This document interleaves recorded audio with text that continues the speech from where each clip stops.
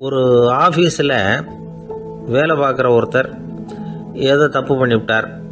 உடனே மேல் அதிகாரி அவரை கூப்பிட்டு அனுப்புனார். நீ செஞ்சது தப்புன்னார் கோபமாக. இது ஒரு ரகம். சில அதிகாரிகள் இப்படி நீங்கள் செஞ்சது தப்புன்னு சொல்கிறதில்ல, நீங்கள் செஞ்சது சரி அப்படின்னு சொல்கிறதில்ல. எப்படி சொல்லுவாங்கன்னா, நீங்கள் செஞ்சது சரியில்லைன்னு நான் நினைக்கிறேன் அப்படின்னு சொல்லுவாங்களாம். அதாவது சில பேர் நீங்கள் செஞ்சது தப்புங்கிறாங்க, அதையே மாற்றி சொல்கிறாரு இவர், நீங்கள் செஞ்சது சரியில்லைன்னு நினைக்கிறேன். இது ரெண்டும் அர்த்தம் ஒன்று தான், இருந்தாலும் வார்த்தைகள் வித்தியாசம். நிர்வாக திறமை இல்லாத ஒரு அதிகாரி யூ ஆர் ராங் அப்படின்னு சொல்லுவாராம். நிர்வாக திறமை உள்ள அதிகாரியாக இருந்தால் அதையே கொஞ்சம் மாற்றி I think you are not correct அப்படிம்பாராம். இதுதான் வித்தியாசம். இருந்தாலும் வார்த்தைகளை உபயோகப்படுத்துகிற விதத்தை வச்சு தான் வேலை நல்லா நடக்கிறதும் நடக்காததும் இருக்கு. விவரம் தெரிஞ்சவங்க என்ன சொல்கிறாங்க தெரியுமா? Be a leader not a boss அப்படிங்கிறாங்க. ஒரு லீடராக இரு, பாஸாக இருக்காதே அப்படிங்கிறாங்க. சரி, அப்படின்னா லீடருக்கும் பாஸுக்கும் வித்தியாசம் உண்டா அப்படின்னு கேட்டால் இருக்குன்னு சொல்கிறாங்க. லீடருங்கிறவர் வேற, பாஸுங்கிறவர் வேற. ஒரு லீடர் எப்படி நடந்துக்குவார், ஒரு பாஸ் எப்படி நடந்துக்குவார், இதை முதல்ல நாம் தெரிஞ்சுக்கணும். அவங்க எப்படி நடந்துக்குவாங்க அப்படிங்கிறதுக்கு சில விவரங்கள் இருக்குது. அதை கேட்டோம்னா நாம் புரிஞ்சுக்கலாம் அதை. அதாவது பாஸுங்கிறவர் விரட்டிக்கிட்டே இருப்பார், லீடருங்கிறவர் ஊக்கப்படுத்திக்கிட்டே இருப்பார். நாளைக்கு சாயந்தரத்துக்குள்ளே அந்த வேலையை செஞ்சு முடிக்கலைன்னா தொலைச்சி விடுவோம் தொலைச்சி அப்படிம்பார் அவர். இவர் எப்படி சொல்லுவார்னா, இது வரைக்கும் நீங்கள் செஞ்சுருக்கிற வேலை ரொம்ப அற்புதம் அப்படிம்பார். பாஸுங்கிறவர் அதிகாரத்தை நம்பி செயல்படுறவர், லீடருங்கிறவர் நல்லெண்ணத்தை நம்பி செயல்படுறவர். நம்மக்கிட்ட அதிகாரம் இருக்குது, பவர் இருக்குது, அதனால் காரியத்தை சாதிச்சுடலாம் அப்படின்னு நினைக்கிறவர் அவர். மற்றவங்க கிட்ட ஒரு நல்ல அபிப்பிராயத்தை சம்பாதிச்சுக்கிட்டு அது மூலமாக காரியங்களை சாதிக்கிறவர் இவர்.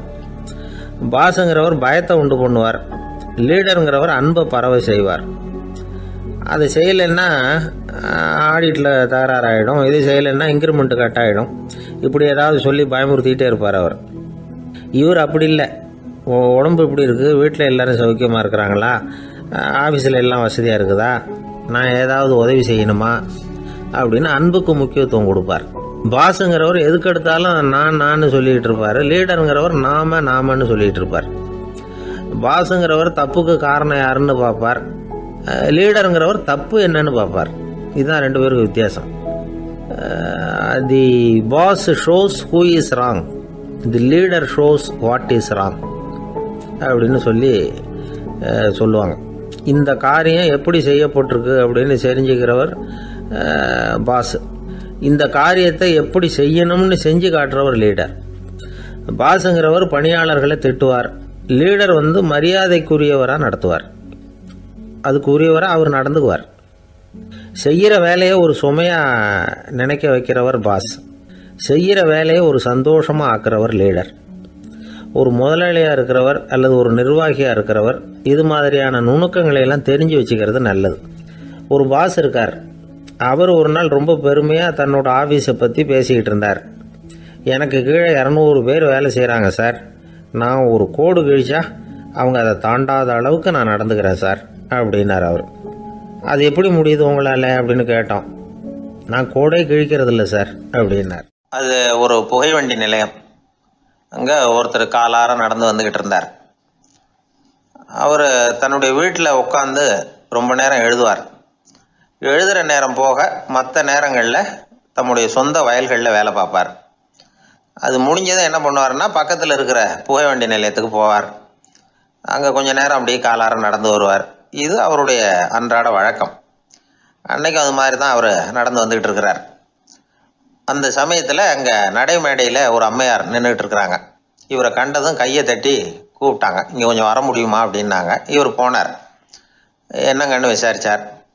அந்த அம்மையார் விவரம் சொன்னார். ஐயா, நானும் என்னுடைய வீட்டுக்காரரும் இங்கே வந்தோம், அதுவும் நிற்கிதே, அந்த ரயிலில் ஏறி ஊருக்கு போகணும். என்னுடைய வீட்டுக்காரரு அதுவும் அந்த உணவு விடுதிக்கு போயிருக்கார், இன்னும் வரல. அவர் வர்றதுக்குள்ளே ரயில் புறப்பட்டுரும் போல இருக்கு, நீங்கள் ஓடி போய் அவரை அழைச்சிக்கிட்டு வர முடியுமா அப்படின்னு கேட்டாங்க. சரின்னார் இவர். உடனே அந்த அம்மா தன்னுடைய கணவர் எப்படி இருப்பார் அப்படிங்கிற அடையாளங்களை கொஞ்சம் சொல்லி அனுப்புனாங்க. போய் தேடிட்டு இருக்க வேண்டாமேங்கிறதுக்காக. பார்க்கறதுக்கு இப்படி இருப்பார், இந்த மாதிரி ஆடை அணிஞ்சிருப்பார் அப்படின்னு விவரமாக சொன்னாங்க. அதை அவர் கவனமாக கேட்டுக்கிட்டார். நீங்கள் போய் அழைச்சிட்டு வாங்க, வந்த உடனே உங்களுக்கு உண்டான கூலியையும் கையோடு கொடுத்து விட்றேன் அப்படின்னாங்க அந்த அம்மா. இவர் போனார். அந்த அம்மா சொன்ன அடையாளங்களை வச்சு அவர் வீட்டுக்காரரை கையோட கூட்டிகிட்டு வந்துட்டார். கொண்டுட்டு வந்து அந்த அம்மா கிட்ட ஒப்படைச்சார். உடனே அவரும் ஏற்கனவே சொன்ன பிரகாரம் அவருக்கான கூலி பணத்தையும் கொடுத்தாங்க. அவரும் எதுவும் மறுப்பு சொல்லாமல் அதை வாங்கிக்கிட்டார். வாங்கிக்கிட்டு திரும்பினார். அந்த சமயத்தில் எதிரில் வந்த ஒருத்தர் அவர் அடையாளம் கண்டுபிடிச்சிக்கிட்டார். அவங்க 2 பேரும் பேசிக்கிறது இவங்க காதில் விழுந்தது. அப்போ தான் இவங்களுக்கு அது புரிஞ்சுது. இவங்கக்கிட்ட கூலி வாங்கினவர் யாருன்னா அவர் தான் பேரறிஞர் லியோ டால்ஸ்டாய் அப்படிங்கிறது புரிஞ்சுது அவங்க 2 பேரும் பேசிக்கிறத வச்சு. ரஷ்ய நாட்டின் மிகப்பெரிய ஞானி லியோ டால்ஸ்டாய், சோவியத் நாட்டின் ஈடு இணையற்ற இலக்கிய மேதை. இது தெரிஞ்ச உடனே அந்த அம்மா அவர்கிட்ட ஓடினாங்க. ஐயா, உங்களுக்காக நான் கூலி கொடுத்தேன், நான் பெரிய தவறு பண்ணிவிட்டேன் அப்படின்னு சொல்லி வருத்தப்பட்டாங்க. பரவாயில்ல, ஆனால் நீங்கள் எனக்கு கொடுத்த கூலி பணத்தை நான் திருப்பி கொடுக்க மாட்டேன். ஏன் தெரியுமா? அது நான் உழைச்சி பெற்ற தொகை அப்படின்னார். யாருக்குமே அதிக மகிழ்ச்சியை தரக்கூடிய பணம் எதுன்னு கேட்டால் அது அவங்க உழைப்புக்கு ஊதியமாக கிடைக்கிற பணம் தான். நம்ம ஆட்கள் சில பேருக்கு உழைக்காமல் கிடைக்கிற தீய வழியில் வருகிற பணம் கூட மகிழ்ச்சியை கொடுக்கும். ஒரு பெரிய தொழிற்சாலை, அதோட முதலாளி கடுமையான ஒரு கட்டுப்பாடு விதிச்சிருந்தார். அது என்ன கட்டுப்பாடுன்னா, இந்த தொழிற்சாலைக்கு உள்ள யாரும் சிகரெட்டு பிடிக்கக்கூடாது அப்படிங்கிறது தான். ஒரு நாள் இந்த முதலாளி தன்னுடைய தொழிற்சாலையை சுற்றி பார்த்துக்கிட்டு வரார். அப்போது ஒரு இளைஞன் உள்ள சிகரெட்டு பிடிச்சிக்கிட்டு இருந்தான். அதை பார்த்து விடுறார். அவ்வளவுதான், அவருக்கு கோபம் வந்துட்டுது. உடனே உதவியாளரை கூப்பிட்டார்.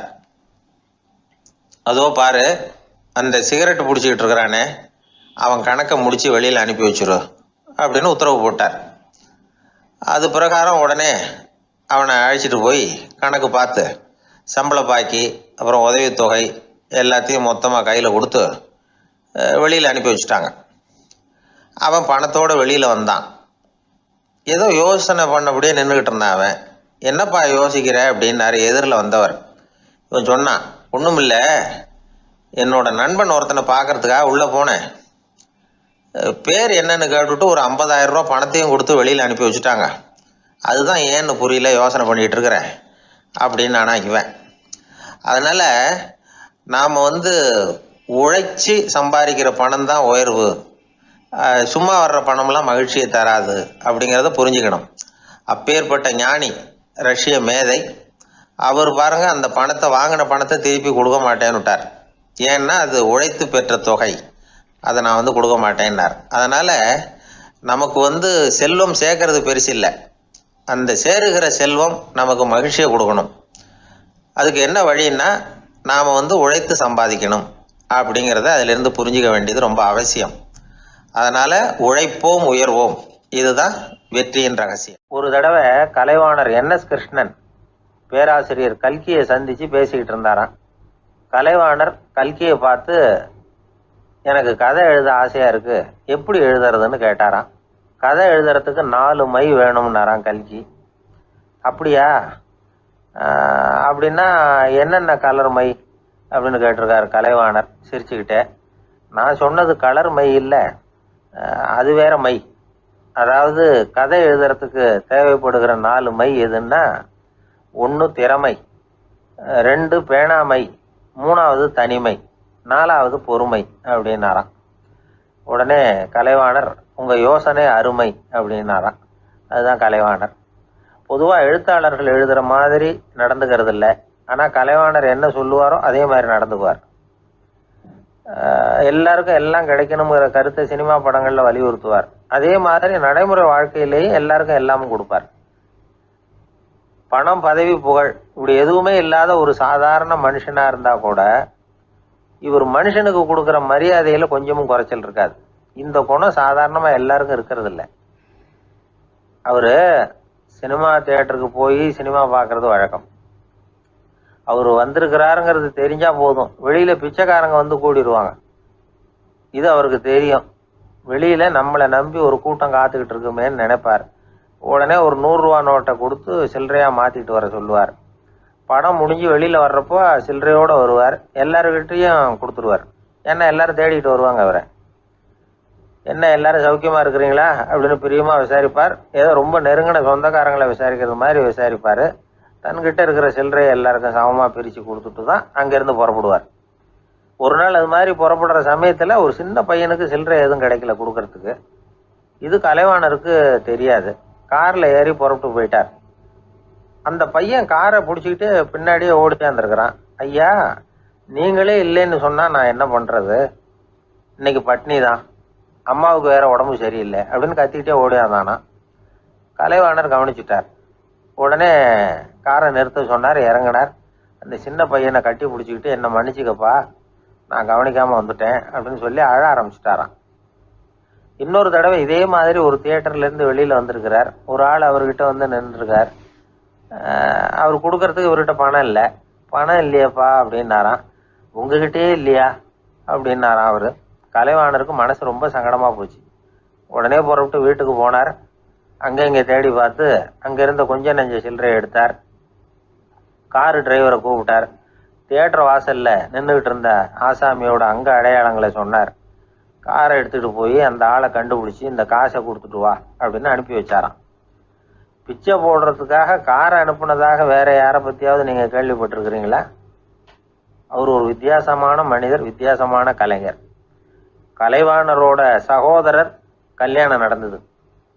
அதில் தியாகராஜ பாகவதர் கச்சேரி முடிஞ்ச உடனே அதில் சம்பந்தப்பட்ட கலைஞர்களுக்கெல்லாம் கலைவாணர் பரிசுகள் கொடுக்குறார். அந்த கச்சேரியில் கடம் வாசித்தவருக்கு மட்டும் மற்ற எல்லாருக்கும் கொடுத்ததை விட பெருசாக ஒரு வெள்ளி கோப்பையை பரிசாக கொடுத்தாராம். மற்றவங்களுக்கெல்லாம் சின்னதாக கொடுத்துட்டு கட வித்துவானுக்கு மட்டும் பெருசாக பரிசு கொடுக்குறீங்களே ஏன்னு கேட்டிருக்கிறாங்க. அதுக்கு கலைவாணர் விளக்கம் கொடுத்தாராம். இப்பெல்லாம் ரயிலில் கூட்டம் அதிகங்கிறது உங்களுக்கு எல்லாருக்கும் தெரியும். இந்த வித்துவான் இவ்வளவு பெரிய மண்பானையை ரயிலில் ரொம்ப பத்திரமா உடையாம ரொம்ப தூரத்திலேருந்து கொண்டு வந்துருக்கிறாரே, அது என்ன சாமானியமான காரியமா? அவரோட அந்த சாமர்த்தியத்தை பாராட்டுறதுக்காக தான் அவருக்கு இவ்வளவு பெரிய பரிசு அப்படின்னாராம். ஒரு சீடன் வெளியூர் புறப்படுறதுக்கு தயாரா இருந்தான். ரொம்ப தூரம் போக போறான். திரும்பி வர நாளாகும். புறப்படுறதுக்கான ஆயத்த வேலைகளில் ஈடுபட்டிருந்தான். அந்த சமயம் பார்த்து இன்னொரு சீடன் அவங்ககிட்ட வந்தான். நம்ம குரு உன்னை அழைச்சிட்டு வர சொன்னார், வா அப்படின்னு கூப்பிட்டான். இவன் உடனே புறப்பட்டு போனான். குருநாதரை பார்த்தான்.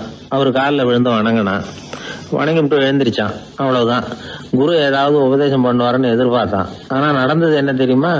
குரு அவனுக்கு ஓங்கி ஒரு அடி கொடுத்தார். எதிர்பாராம இந்த அடியை வாங்கினதும் அந்த சீடன் அதிர்ந்து போயிட்டான். பக்கத்தில் இருந்த மற்ற சீடர்களும் திகைச்சு போய் நின்னுட்டாங்க. அடி வாங்கின சீடனுக்கு மனசுக்குள்ள குழப்பம். நாம என்ன தப்பு பண்ணணும், புறப்படுற நேரத்துல இப்படி குரு கிட்ட அடி வாங்குற மாதிரி ஆயிட்டுதே அப்படின்னு நினைச்சு மனசுக்குள்ள ரொம்ப வேதனைப்பட்டான். கொஞ்சம் துணிச்சலை வரவழைச்சுக்கிட்டு குருநாதர்கிட்டயே கேட்டுட்டான். சுவாமி, நான் என்ன தப்பு பண்ணினேன்? என்ன இப்படி அடிச்சுட்டீங்களே, ஒரு வார்த்தை கூட உங்களை எதிர்த்து நான் பேசினது இல்லையே, இவ்வளவு காலமா உங்க விருப்பத்துக்கு விரோதமா ஒரு காரியம் கூட நான் செஞ்சது இல்லையே, வந்ததும் வராததுமா ஒண்ணுமே சொல்லாம என்ன அடிச்சுட்டீங்களே, குருவே நான் செஞ்ச குற்றம் தான் என்ன அப்படின்னு கண்ணீரோட பரிதாபமா கேட்டானா அந்த சீடன். ஆனா அந்த குரு முகத்துல கொஞ்சம் கூட கோபம் இல்லை. அவர் சிரிச்சுக்கிட்டே நின்றுகிட்டு இருந்தாராம். அதுக்கப்புறம் சொன்னாராம், என்னுடைய அருமை சீடனே, நீ ஒரு தவறும் பண்ணல. நான் உன்னை அடிச்சது நீ ஏதோ தப்பு பண்ணிவிட்டேங்கிறதுக்காக இல்ல, நீண்ட பயணம் போக போறேன், ஞாபகமா ஏதாவது கொடுத்து அனுப்ப வேணாமா? நீ ஞானம் பெற்ற பிறகுதான் திரும்பி வர போறேங்கிறது எனக்கு தெரியும். அதுக்கு பிறகு உன்னை வந்து அடிக்க முடியுமா? அதனால இப்ப கிடைச்சிருக்கிற இந்த வாய்ப்பை பயன்படுத்திக்கிட்டேன். அப்போதைக்கு இப்பவே அடிச்சுட்டேன், அவ்வளவுதான், வேற ஒண்ணும் இல்லை அப்படின்னாராம். குரு சிரிச்சுக்கிட்டே இப்படி சொல்றார். இருந்தாலும் இதுவும் ஒரு உபதேசம் தான். அதிர்ச்சிகளால விழிப்படைய வைக்கிறதும் ஒரு வழிதான். இது சென் வழி. பெரும்பாலும் அதிர்ச்சியின் மூலமாகவே ஞான தரிசனத்தை அருள்கிறவர்கள் தான் ஜென் குருமார்கள். நம்ம தியானம் தான் ஜென். இந்தியாவிலிருந்து சீனாவுக்கு போய் கொஞ்சம் பேர் மாறி வளம் பெற்று ஜப்பான்ல ஜென் ஆகி வளர்ந்துருக்குது, அவ்வளவுதான். ஜென்கிறது தியானம். எதை நினைச்சும் தியானிக்கிறது இல்ல, எல்லாத்திலையும் தியானம் இருக்கிறதா சொல்லுது ஜென். பேசுறது, இருக்கிறது, நடக்கிறது, சாப்பிடுறது, சிரிக்கிறது, தூங்குறது, தொழில் செய்யறது அல்லது சும்மா இருக்கிறது எல்லாமே தியானம் தான். ஜென்கிறது ஒரு சுய தரிசனம்.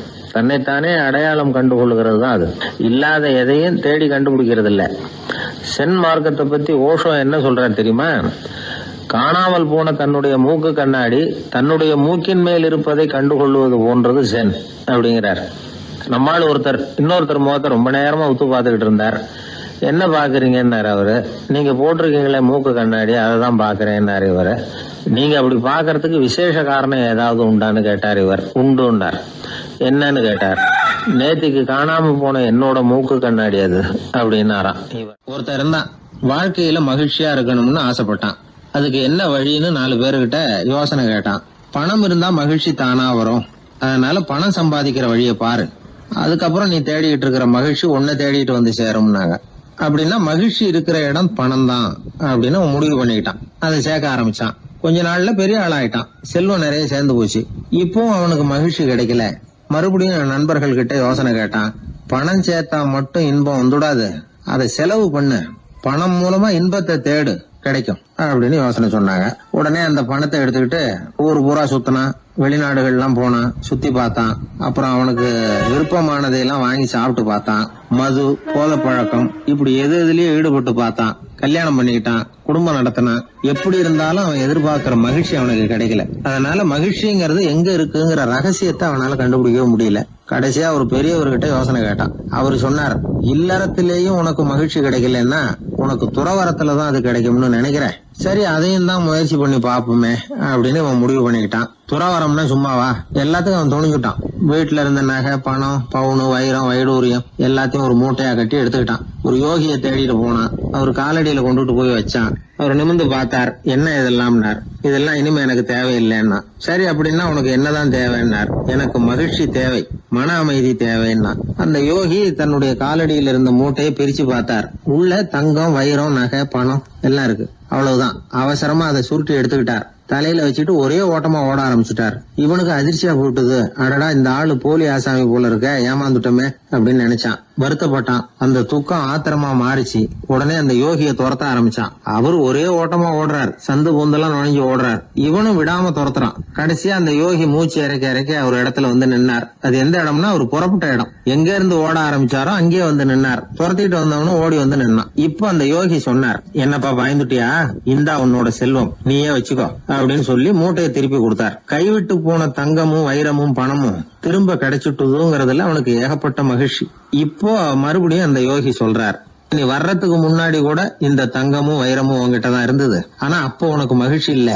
இப்போ உங்ககிட்ட இருக்கிறதும் அதே தங்கமும் வைரமும் தான். ஆனா இப்போ உன் மனசுல மகிழ்ச்சி இருக்கு. இதுல இருந்து என்ன தெரியுது? மகிழ்ச்சிங்கிறது வெளியில இல்ல, உள்ள இருக்கு. அது நம்ம மனசுல இருக்கு. இதை நல்லா புரிஞ்சுக்கணும். தங்கத்தையும் வைரத்தையும் மூட்டை கட்டி தலையில வச்சுக்கிட்டு அலைஞ்சானே, அவன் மாதிரிதான் நம்மள பல பேருக்கும் மகிழ்ச்சி எங்க இருக்குங்கிற உண்மை புரியறது இல்ல. அதனாலதான் பல சமயங்கள்ல நாம மகிழ்ச்சிக்காக அடுத்தவங்களை சார்ந்து இருக்கிறோம். நமக்கு வேண்டியப்பட்ட ஒருத்தன் பணம், நகை எல்லாத்தையும் ஒரு மூட்டையா கட்டி எடுத்துக்கிட்டு ஒருத்தர் காலடியில வச்சான். இது எனக்கு தேவையில்லைன்னா. உனக்கு என்னதான் தேவைன்னார் அவர். எனக்கு மன அமைதி தேவைன்னா. உனக்கு மன அமைதி தேவைப்படுகிற அளவுக்கு இப்ப என்ன ஆயிட்டுதுன்னார் அவர். வேற ஒண்ணும் இல்ல, இந்த பணத்தையும் நகையையும் நான் யாரு வீட்டுல எடுத்தனோ அந்த வீட்டுக்காரங்க இப்ப என் பின்னாடி துரத்திட்டு வந்துட்டு இருக்கிறாங்க, அவ்வளவுதான் அப்படின்னு நானா. மகிழ்ச்சியை தேடுகிறவர்கள் இந்த உலகத்துல அதிகம். அது எங்க இருக்குன்னு புரிந்து கொண்டவர்கள் ரொம்ப குறைவு. எது உண்மையான மகிழ்ச்சி அப்படிங்கறத புரிஞ்சுக்கிட்டு அதுக்கு தகுந்த மாதிரி நம்முடைய வாழ்க்கையை அமைச்சுக்கணும். ஒரு ஆள் இருந்தார். அவரு தன்னை ஒரு குருன்னு சொல்லிக்கிட்டார். மௌன குரு, வாயே திறக்கிறதில்ல. அவருக்கு 2 சீடர்கள் உண்டு. இவங்க தான் வர்றவங்க கிட்ட பேசுவாங்க, விளக்கம் கொடுப்பாங்க. ஒரு நாள் இந்த சீடர்கள் 2 பேரும் எங்கேயோ வெளியில் போயிட்டாங்க. அந்த நேரம் பார்த்து ஒருத்தர் அங்கே வந்தார். குரு கிட்ட போனார். குருவே, புத்தர்னா என்னன்னு கேட்டார். குருவுக்கு ஒன்றும் புரியல. அவர் உண்மையான குருவாக இருந்தாவில் புரியும். அவர் திருன்னு முழிக்க ஆரம்பிச்சுட்டார். இந்த நேரம் பார்த்து இந்த சீடர்கள் எங்கேயோ போயிட்டாங்களே, என்ன பண்ணுறது, உதவிக்கு யாராவது கிடைக்க மாட்டாங்களா அப்படின்னு அப்படியே சுற்றி பார்க்குறார். அங்கங்கே பார்க்குறார். வந்தவர் இதை கவனிச்சார். ஏதோ புரிஞ்சுக்கிட்ட ஒரு மாதிரி அடுத்த கேள்வி கேட்டார். தர்மம்னா என்ன சுவாமின்னார். குருவுக்கு ரொம்ப சங்கடமாக போச்சு. நம்ம நிலைமை இப்படி ஆயிட்டுதே, இக்கட்டில் மாட்டிக்கிட்டோமே அப்படின்னு நினச்சபடியே விட்டத்தை பார்த்தார். அப்புறம் குனிஞ்சு தரையை பார்த்தார். அப்படியே உட்காந்துக்கிட்டார். வந்தவர் உடனே அடுத்த கேள்விக்கு போயிட்டார். தியானம்னா என்ன சுவாமின்னார். பாவம் என்ன பண்ணுவார் அந்த குரு, பேசாமல் கண்ணை கெட்டியாக மூடிக்கிட்டார். இது ஏதடா வம்பா போச்சுன்னு. இவர் இப்படி பண்ணால் கூட வந்தவர் சளைக்கல. இன்னொரு கேள்வியும் கேட்டார். ஆசீர்வாதம்னா என்ன அப்படின்னார். இவர் பார்த்தார், இப்படியே போனால் இவர் கேள்வி கேட்குறத நிறுத்த மாட்டார் அப்படின்னு நினச்சிக்கிட்டு எனக்கு ஒன்றுமே தெரியாதுங்கிற பாவனையில் 2 கையையும் விரித்து காட்டினார். வந்தவர் முகத்தில் மகிழ்ச்சி, மன நிறைவு, ஏதோ எல்லாம் புரிஞ்சுக்கிட்ட ஒரு மாதிரி அங்கேருந்து புறப்பட்டு போனார். வழியில் அந்த குருவோட சீடர்கள் 2 பேரையும் சந்தித்தார். உங்கள் குருவை தான் பார்த்துட்டு வரேன்னார் இவர். என்ன நடந்ததுன்னு கேட்டாங்க. இவர் வரமா சொல்கிறார், உங்கள் குரு எவ்வளவு பெரிய ஞானி தெரியுமா? புத்தர்னா என்னன்னு கேட்டேன். அதுக்கு அவர் அப்படியும் இப்படியும் பார்த்தார். அதுக்கு என்ன அர்த்தம் தெரியுமா? மக்கள் புத்தரை அங்கேயும் இங்கேயும் தேடுறாங்க. உண்மையில் அவர் அங்கேயும் இங்கேயும் தேடி கண்டுபிடிக்க முடியாது அப்படிங்கிறத அவர் செய்கை மூலம் உணர்த்தினார். அதுக்கப்புறம் தர்மம்னா என்னன்னு கேட்டேன். அவர் மேலேயும் கீழையும் பார்த்து தர்மம் சமமானது, அதில் உயர்வு தாழ்வு இல்லைங்கிறத உணர்த்தினார். அதுக்கப்புறம் தியானம்னா என்னன்னு கேட்டேன். கண்ணை மூடிக்கிட்டார். கண்ணை மூடி காணுகிற அற்புதம் அது அப்படிங்கிறத புரிஞ்சுக்கிட்டேன். கடைசியாக ஆசீர்வதிக்கப்படுறது பற்றி கேட்டேன். கைகளை நீட்டி உதவுறது தான் அது அப்படிங்கிறத தன்னுடைய இருகை விரித்து உணர்த்தினார். எவ்வளோ பெரிய மகான் அவர் அப்படின்னு சொல்லிவிட்டு அவர் பாட்டு போயிட்டார். சீடர்கள் அதுக்கப்புறம் மெதுவாக குருக்கிட்ட சேர்ந்தாங்க. அவங்கள பார்த்ததும் குருவுக்கு கோபம் வந்துட்டுது. அடே பாவிகளா, எங்கடா போய் தொலைஞ்சிங்க? நான் ஒரு ஆளுகிட்ட மாட்டிக்கிட்டு என்ன பாடுபட்டிருக்கேன் தெரியுமான்னார். இது மாதிரி தான் நாம் சாதாரண மனிதர்களின் புற வேடங்களிலேயே மயங்கி போயிடுறோம். அவங்க பேச்சு, செய்கை, பார்வை இதிலெல்லாம் ஏதோ பெரிய தத்துவம் இருக்கிறதாக நினச்சிக்கிறோம். உண்மையிலேயே அந்த தத்துவங்கள் யாருக்கு சொந்தம்? அவங்களுக்கு இல்லை, நமக்கு தான் சொந்தம். நாம் தானே அதை கற்பிச்சுக்கிட்டோம். நாம் அடையாளம் கண்டுக்கிறது இல்லை. நாம் யாருங்கிறது நமக்கு புரியறதில்ல. அதுதான் இன்றைக்கி நடக்கிறது. அதனால தான் அடுத்தவங்களை தேடி ஓடிக்கிட்டு இருக்கிறோம். சில வீடுகளில் கூட இது மாதிரி சைகைகள் உண்டு. சில குடும்ப தலைவர்கள் தினமும் காலையில் கண்ணை கெட்டியாக மூடிக்கிட்டு கை 2ஐயும் சுத்தமாக விரித்து வச்சுக்கிட்டே உட்காந்து தியானம் பண்ணுறது வழக்கம். எதுக்காக அப்படி பண்ணுறீங்கன்னு ஒருத்தரை பார்த்து கேட்டேன். இந்த மாதம் வாங்கின சம்பளம் பூரா தீர்ந்து போச்சு, இனிமேல் என் கையில் சுத்தமாக ஒன்றும் இல்லை, புதுசாக எதுவும் செலவு வச்சுடாதே அப்படிங்கிறத அப்படி உள்ளங்கை 2ஐயும் விரித்து காட்டி அவங்களுக்கு உணர்த்துறேன் அப்படின்னார். கணவன் மனைவி அன்பாக இருக்கணும், ஒருத்தர் நல்லா புரிஞ்சுக்கணும், விட்டு கொடுக்குற மனப்பான்மை வேணும். அதுதான் ஒரு நல்ல குடும்பம். இன்றைக்கி பல குடும்பங்களில் அர்த்தமில்லாத சண்டைகள் தான் அதிகம். கிராமப்புறங்களில் வேடிக்கையாக ஒரு கதை சொல்லுவாங்க. ஒரு ஊரில் ஒரு ஆள் இருந்தான், வேலை வெட்டி இல்லாமல் சும்மாவே இருந்தான். அவனுக்கு கல்யாணம் பண்ணி வச்சாங்களாம். மனைவி சேர்ந்தா. சும்மாவே உட்காந்துருக்கிறியே, ஏதாவது சம்பாதிக்கிற வழியை பாரு அப்படின்ட்டுருக்கா. அதுக்கு தான் யோசனை பண்ணிகிட்டு இருக்கிறேன், ஒரு அருமையான ஐடியா அப்படின்னானா. என்ன அது சொல்லு அப்படின்ட்டுருக்கா. அவன் ஒரு ஆட்டுக்குட்டி வாங்க போகிறேன்ருக்கான். அதை வாங்கி என்ன பண்ண போகிறேன்னா, அந்த குட்டி வளரும், பெருசாகும், அதுக்கப்புறம் அது நிறைய குட்டி போடும் அப்படின்ட்டுருக்கான். சரி, அப்புறம் என்ன, அதையெல்லாம் சந்தையில் கொண்டுட்டு போய் விற்றுவிட்டு அந்த காசுக்கு ஒரு எருவு மாடு வாங்கலாம். சரி, அது எதுக்கு? எருவு மாடு நிறைய பால் கொடுக்கும், அதை கொண்டுகிட்டு போய் பால் பண்ணையில் கொடுப்பேன், அல்லது நானே விற்றுருவேன், கை நிறைய காசு கிடைக்கும். அதுக்கப்புறம் ஒரு பசுமாடு வாங்குவேன், பாலையும் விற்கலாம், நாமளும் காய் போட்டு சாப்பிட்லாம், இப்படிலாம் சொல்லியிருக்கான். அப்போ அந்த பொண்ணு சொல்லிச்சான், அடுத்த தெருவில் இருக்கிற எங்கள் அம்மா வீட்டுக்கும் கொஞ்சம் பால் கொடுத்து அனுப்பலாம் அப்படின்ட்டுருக்கான் அந்த பொண்ணு. இந்த இடத்துல கணவனுக்கு கோவம் வந்துட்டுது. அது எப்படி உங்கள் அம்மா வீட்டுக்கு எதுக்கு கொடுக்கணும்? அதெல்லாம் முடியாதுன்றிருக்கான். இந்த இடத்துல சண்டை ஆரம்பமாயிட்டுது. கொஞ்ச நேரத்தில் 2 பேரும் சத்தம் போட ஆரம்பிச்சிட்டாங்க. கடுமையான சண்டை நடக்கிறத பக்கத்து வீட்டுக்காரன் காதில் வாங்கினான். அவன் ஓடியாந்தான். அவனுக்கு தெரியும், வாங்காத மாட்டுக்காக இப்படி சண்டை போட்டுக்கிட்டு இருக்கிறாங்கங்கிறது அவனுக்கு புரியும். அவன் ஓடி சொன்னான், ஏண்டா உன்னோட பசுமாட்டை ஒழுங்காக கட்டி போடக்கூடாதான்ருக்கான். என்னடா சொல்கிறேன்னா, இவன் உன் மாடு என் தோட்டத்தில் மேய்ஞ்சுட்டுது, பயிரெலாம் நாசமாயிட்டுது, 10,000 ரூபா அளவுக்கு சேதம், அதை வாங்கிட்டு போகிறதுக்கு தான் வந்தேன், குடுறா 10,000 நானா. இவன் அரண்டு போயிட்டான். அப்புறம் சொன்னா, டே நான் இன்னும் மாடே வாங்கலையே, அதுக்குள்ளே அது எப்படிடா உன் தோட்டத்தில் மேயும், என்னடா உளர்றேன்ருக்கான். நீ தாண்டா இப்போ உளறிக்கிட்டு இருக்க, மாடே வாங்கலை, அதுக்குள்ளே எப்படிடா உன்னுடைய மனைவி அவங்க அம்மா வீட்டுக்கு பால் கொடுத்து அனுப்ப முடியும் அப்படின்னு அவன் கேட்டானா. நம்ம ஆளுக்கு இப்போ தான் புத்தி வந்துதான். அர்த்தமே இல்லாத சண்டை போட்டுக்கிட்டு இருக்கிறோம் அப்படிங்கிறத அவன் புரிஞ்சுக்கிட்டானான். இது நம்ம முன்னோர்கள் சொல்லியிருக்கிற ஒரு கதை.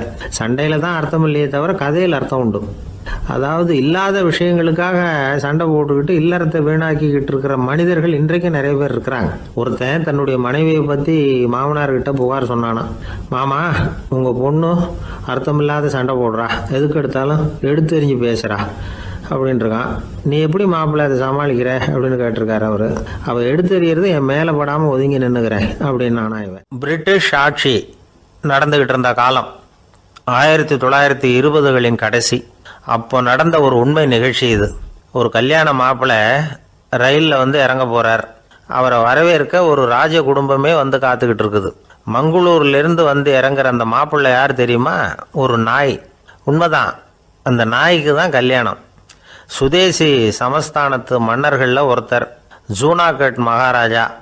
அவரோட வளர்ப்பு நாய் ரோஷனாரா. அதுக்கு கல்யாணம் பண்ணி வைக்கணும்னு ஆசைப்பட்டார். மாப்பிள்ளை தேடினார். மங்களூர் மகாராஜாவோட வளர்ப்பு நாய் ஒன்று இருந்தது, பேர் பாபி. இது ரெண்டுக்கும் கல்யாணம் நடத்த முடிவு பண்ணார். திருமணத்துக்கு வேண்டிய எல்லா ஏற்பாடுகளையும் பண்ணுங்க அப்படின்னு உத்தரவு போட்டார். ஆயிரக்கணக்கான அழைப்புதழ்கள், பல சமஸ்தான மன்னர்கள், ஜமீன்தார்கள், பிரிட்டிஷ் அதிகாரிகள், பெரிய பணக்காரங்க, இப்படி நிறைய பேருக்கு அழைப்புதழ்கள் அனுப்பி வச்சாங்க. பத்திரிகையை பார்த்தவங்கெல்லாம் திகைச்சு போயிட்டாங்களாம். இருந்தாலும் என்ன பண்ணுறது, ராஜாவே அழைக்கிறார், போகாமல் இருக்க முடியுமா? அந்த சமயத்தில் நாட்டின் கவர்னர் ஜெனரலாக இருந்தவர் இர்வின் பிரபு. அவருக்கும் ஒரு பத்திரிக்கை போயிருக்குது. வாங்கி பார்த்ததும் அவருக்கு பயங்கர எரிச்சல். உடனே குப்பை தொட்டியில் போட்டுவிட்டாராம். மாட்சிமை தங்கிய பிரிட்டன் சக்கரவர்த்தியின் பிரதிநிதியான தன்னை கேவலம் ஒரு நாயின் திருமணத்துக்காக அழைக்கிறதா அப்படின்னு அவருக்கு ஆத்திரம். இருந்தாலும் கல்யாணம் பிரமாதமாக நடந்துதான். கல்யாணத்தன்னைக்கு பொண்ணுக்கு ஸ்பெஷல் குளியல், தண்ணீருக்கு பதிலாக வாசனை திரவியங்கள், பன்னீர், குளித்ததுக்கு அப்புறம் அலங்காரம், வைர மாலை, முத்து மாலை, ஏகப்பட்ட அலங்காரம். மாப்பிள்ளையை அழைக்கிறதுக்கு ரயில்வே ஸ்டேஷனில் ராஜ குடும்பமே காத்துக்கிட்டு இருக்குது. அவங்களோட வளர்ப்பு நாய்கள் 250. அத்தனை நாய்களுக்கும் பட்டு துணி போத்தி இருக்குது. முத்து வடங்கள் அணிவிச்சிருக்கிறாங்க. எல்லாம் ராஜ நாய்கள். அதுகளையும் வீதியில் நடக்க விடலையாம். அதுகளை சுமந்துக்கிட்டு போக அலங்கரிக்கப்பட்ட யானைகள் காத்துக்கிட்டு இருக்குதான். மாப்பிள்ளைக்கு வரவேற்பு எப்படி தெரியுமா? அது நடந்து வர்ற பாதை பூரா ரத்தன கம்பளம் விரிச்சிருக்குது. 2 பக்கமும் ராஜாங்க அதிகாரிகள் கைகட்டி நிற்கிறாங்க. அரசு படை வீரர்கள் அணிவகுப்பு மரியாதை செலுத்துகிறாங்க. அந்த நாய் ராஜ மரியாதையோடு நடந்து வருது. நகையெல்லாம் போட்டுக்கிட்டு வருது. திருமண மண்டபத்துக்கு சேருது. அங்கே கல்யாணம் அமோகமாக நடக்குது. இந்த திருமணத்தை முன்னிட்டு அந்த ஜூனாகட் சமஸ்தானத்துக்கு 3 நாள் விடுமுறை வேறு. கல்யாணத்துக்கு வந்திருந்தவங்களுக்கெல்லாம் ஏக தடபுடலாக விருந்து, நாட்டியம் எல்லாம் பிரமாதமாக நடந்து தான். இந்த கல்யாணத்தில் கலந்துக்க வந்திருந்த மற்ற சமஸ்தானத்து மன்னர்கள், தீவான்கள், அரச குடும்பத்தினர், இப்படி அவங்க 700 பேராம். அவங்க போகிறதுக்காக விசேஷ ரயில்கள்லாம் வேற விட்டுருக்காங்க. கல்யாணம் முடிஞ்சதும் அந்த நாய் தம்பதிகளோட பெரிய பெரிய மன்னர்கள்லாம் ஒன்றா உட்காந்து சாப்பிட்டாங்களாம்.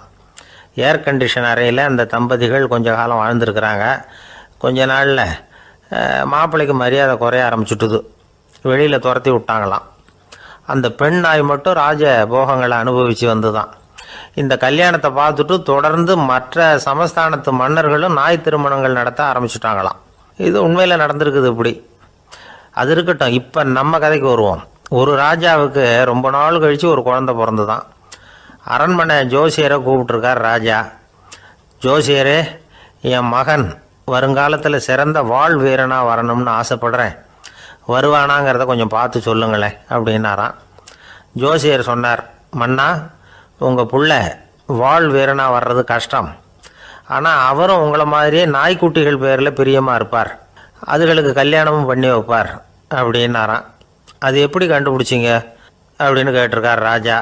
அரசே, உங்கள் பிள்ளைக்கு வாழ் மேலே உள்ள பிரியத்தை காட்டிலும் நாய் மேலே உள்ள பிரியம் அதிகங்கிறதுக்கான அறிகுறி இப்போவே தெரியுது. நல்லா கவனித்து பாருங்க. அவர் வாழ்னு கத்துறாரு அப்படின்னாரு.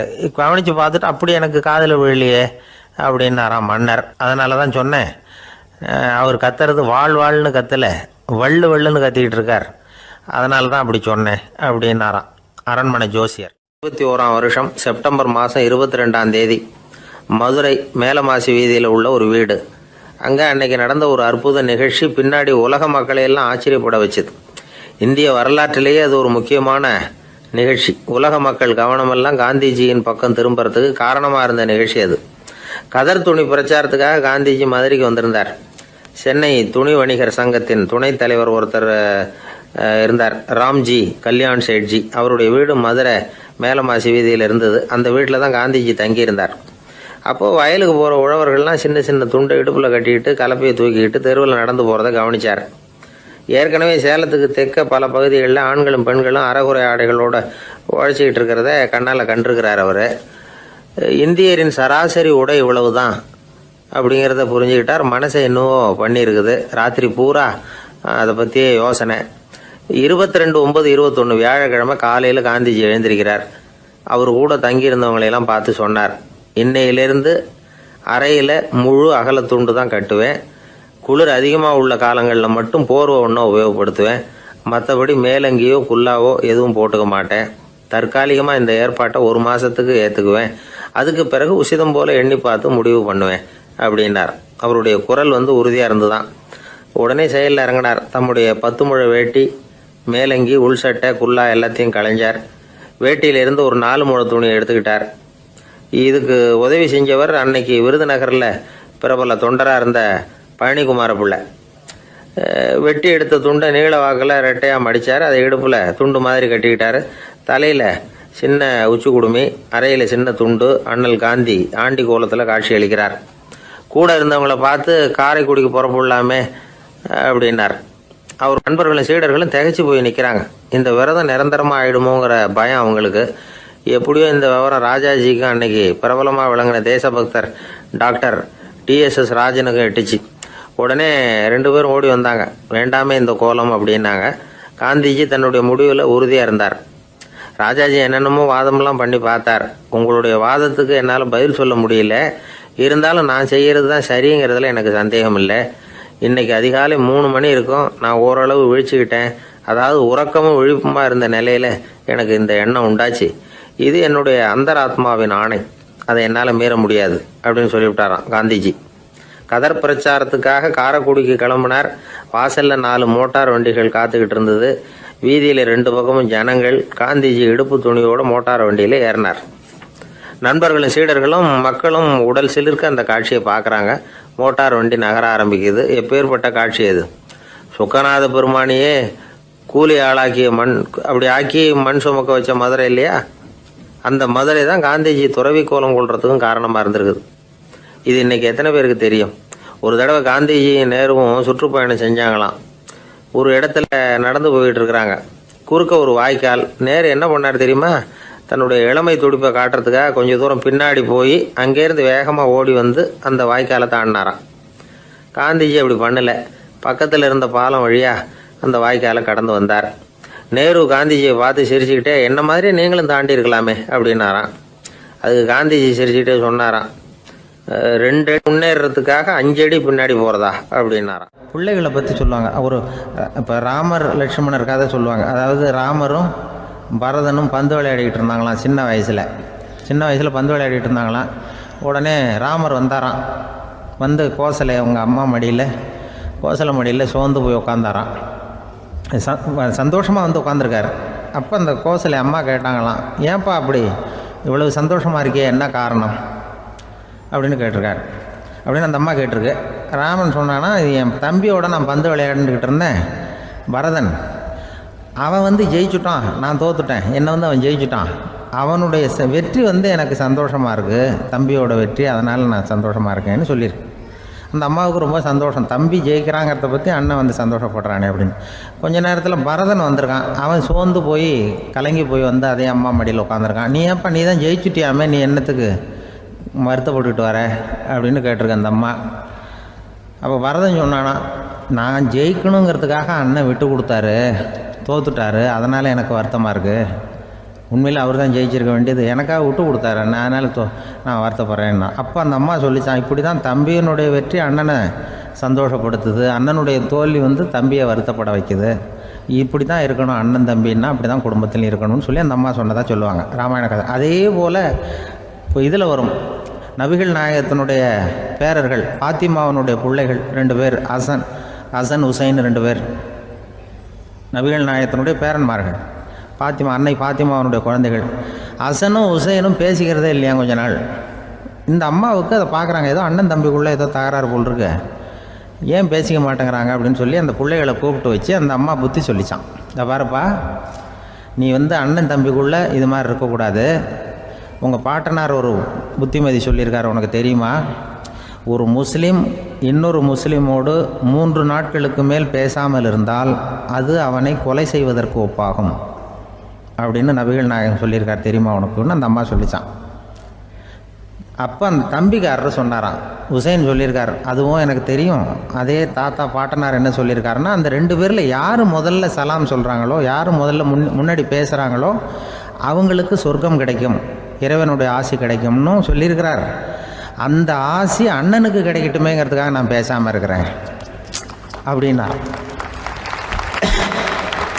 அந்த ராமனும் பரதனும் எப்படி இருந்தாங்களோ அப்படி தான் ஹசனும் ஹுசைனும் இருந்திருக்கிறார்கள்.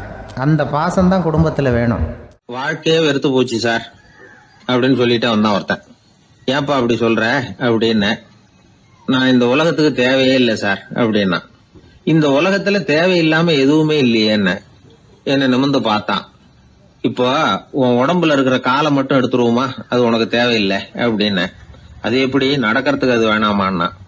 சரி அதை விட்டுரு, கையை மட்டும் எடுத்துருவோம் அப்படின்னு. அப்புறம் சாப்பிடுறது எப்படின்னா. சரி அப்படின்னா இப்போ உன் உடம்புல தேவையில்லாம அனாவசியமா இருக்கிற ஒரு பகுதியை சொல்லு, அதை மட்டும் எடுத்துருவோம்னு. அவன் யோசனை பண்ண ஆரம்பிச்சான். அப்புறம் மெதுவா சொன்னான், எல்லாமே அவசியமா தான் தோணுது அப்படின்னு சொல்லி அவன் சொன்னான். நீ சொன்னதுக்கு அப்புறம் யோசனை பண்ணி பார்த்தா எல்லாமே அவசியம்னு எனக்கு தோணுதுன்னா. உனக்கு எல்லாமும் அவசியம், ஆனா நீ இந்த உலகத்துக்கு அவசியம் இல்லை, அப்படித்தானே? இப்பதான் அவன் குழம்ப ஆரம்பிச்சான். இன்னைக்கு பாருங்க, நிறைய இளைஞர்கள் இப்படிதான் தன்கிட்ட என்ன இருக்குங்கிறது தெரியாமலே தடுமாறிட்டு இருக்கிறாங்க. அவங்க யாருங்கிறது அவங்களுக்கு அடையாளம் தெரியறது இல்ல. விலங்குகள்லாம் பாருங்க, பறவைகள் மாதிரி விண்ணுல பறக்கணும் அப்படின்னு ஆசைப்படுறது இல்ல. ஒரு பசுமாடு பருந்து பறக்கிறத பார்த்துட்டு நாமளும் அந்த மாதிரி பறக்கணும் அப்படின்னு 4 காலையும் தூக்குறது இல்ல. சரி, ஆனா ஒரு மனுஷன் என்ன நினைக்கிறான்னா, அவங்கிட்ட என்ன திறமை இருக்கு அப்படிங்கறத அவனுக்கு புரியாம நடந்துக்கிறான். சரி, ஒரு மனுஷங்கிட்ட என்ன திறமை இருக்குங்கிறத எப்படி கண்டுபிடிக்கிறது? இந்த உலகத்துல இருக்கிற ஒவ்வொரு மனிதனுக்கும் ஒரு தனித்தன்மை உண்டு. அதாவது ஒருத்த மாதிரி இன்னொருத்தன் இருக்கிறது இல்ல. ஆனாலும் உளவியல் நிபுணர்கள் மனிதர்களின் குணாதிசயங்களை வச்சு அவங்கள 3 வகையா பிரிக்கிறாங்க. சில பேர் எப்படின்னா, தான் சம்பந்தப்பட்ட வேலையோட இருந்து விடுறது இல்ல. எதிர இருக்கிறவன் செய்யற வேலை, இன்னொரு பிரிவுல இருக்கிறவன் செய்யற வேலை எல்லாத்திலையும் தலையிடுவாங்க. மனோ தத்துவத்துல இதுக்கு டாமினன்ஸ்னு பேர். இப்படிப்பட்ட குணாதிசயம் உள்ளவங்க எதுக்கு பொருத்தம் தெரியுமா? ஒரு நிறுவனத்தை தலைமையேற்று நடத்துறது, நிர்வாக பொறுப்பு வகிக்கிறது, இது மாதிரி பணிகளுக்கெல்லாம் இவங்க ரொம்ப பொருத்தமா இருப்பாங்க. 2வது வகை மனிதர்கள் எப்படின்னா, இவங்க ரொம்ப இனிமையா பேசுவாங்க, திறமையா பேசுவாங்க, அடுத்தவங்களோட பேசுறதுக்கு ஆசைப்படுவாங்க. இப்படிப்பட்டவங்க எல்லாம் விற்பனை துறையில வேலை பார்க்கறதுக்கு ரொம்ப பொருத்தம். இதை தவிர 3வது வகை மனிதர்கள் உண்டு. அவங்க எப்படின்னா, இவங்களுக்கு பகுத்து உணரும் ஆற்றல் உண்டு, உறுதிப்பாடு உண்டு, அடுத்தவங்களோட அதிகம் பேச மாட்டாங்க. இன்னும் சொல்ல போனா 4 பேரோட பேசுறதே அவங்களுக்கு பிடிக்காது. செய்யற வேலையை நுணுக்கமா செய்வாங்க. எந்த பிரச்சனையா இருந்தாலும் சரி, அது சம்பந்தமா எல்லா விவரங்களையும் சேகரிப்பாங்க. இந்த வகை மனிதர்களுக்கு ஆராய்ச்சி வேலை, அக்கௌண்டன்ட் வேலை, இது மாதிரியான பொறுப்புகளை கொடுக்கலாம். ஒவ்வொரு மனிதனையுமே கொஞ்சம் கூர்ந்து கவனிச்சு பாருங்க. அவனுக்குள்ள இந்த 3 விதமான திறமைகளும் உண்டு. எது அதிகம் எது குறைவு அப்படிங்கறதுலதான் வித்தியாசம். நாம ஒவ்வொருத்தரும் கொஞ்சம் சுயமா சிந்திச்சு பார்க்கணும். நாம இந்த 3 வகையில எந்த வகை அப்படிங்கறத நாமளாதான் தேடி கண்டுபிடிக்கணும். இப்ப சொல்லப்பட்ட 3 குணங்களுமே ஆளுமை சம்பந்தப்பட்டது. இதுல ஒருத்தருடைய இயல்பு, திறமை இதெல்லாம் அடங்காது. இதெல்லாம் தனி. இதையெல்லாம் யார் நினைச்சாலும் முறையா பயிற்சிகள் மூலமா வளர்த்துக்கலாம். இப்ப திறமைய பயிற்சி மூலமா நம்ம வளர்த்துக்கலாம், இயல்பு இதையெல்லாம் வளர்த்துக்கலாம். முன்னாடி சொன்னது மாதிரி நாம எந்த வகையான ஆசாமிங்கிறத புரிஞ்சுக்கிட்டு அதுக்கு தகுந்த மாதிரி ஒரு வேலையை தேடிக்கிட்டோம்னா வாழ்க்கை நல்ல விதமா அமையும். அதுக்கப்புறம் நான் இந்த உலகத்துக்கு தேவையில்லை அப்படின்னு சொல்லிட்டு இருக்க வேண்டிய அவசியம் வராது. அதனால நம்முடைய குணம் என்ன, நாம எப்படிப்பட்டவர் அப்படிங்கறத அடிப்படையில தெரிஞ்சுக்கிட்டு அதுக்கு தகுந்த மாதிரி ஒரு தொழிலை வாழ்க்கையில தெரிஞ்சுக்கிறது, ஏற்றுக்கிறது நல்லது. இப்போ ஒரு அக்கௌண்டன்ட் வேலைக்கு இன்டர்வியூ நடந்தது. ஒருத்தர் வந்தார். அந்த நேர்காணல்ல அவர்கிட்ட ஒரு கேள்வி கேட்டாங்க. ஏன்னா அவர் வந்திருக்கிறது இந்த ரொம்ப கணக்கு சம்பந்தப்பட்ட வேலை, அக்கௌண்டன்ட் வேலை. அதனால இந்த நேர்காணல்ல அவர்கிட்ட கேட்டாங்க, 8, 3 இது 2 பெருக்குனா என்ன அப்படின்னு கேட்டாங்க. அவர் என்ன சொல்லிவிட்டார், 23ன்னு சொல்லிவிட்டார். 8, 3 பெருக்குனா 24ன்னு சொல்லியிருக்கணும். ஏதோ அவசரத்துல 23ன்னு சொல்லிவிட்டார் பதில். சரி போன்னு சொல்லிவிட்டாங்க.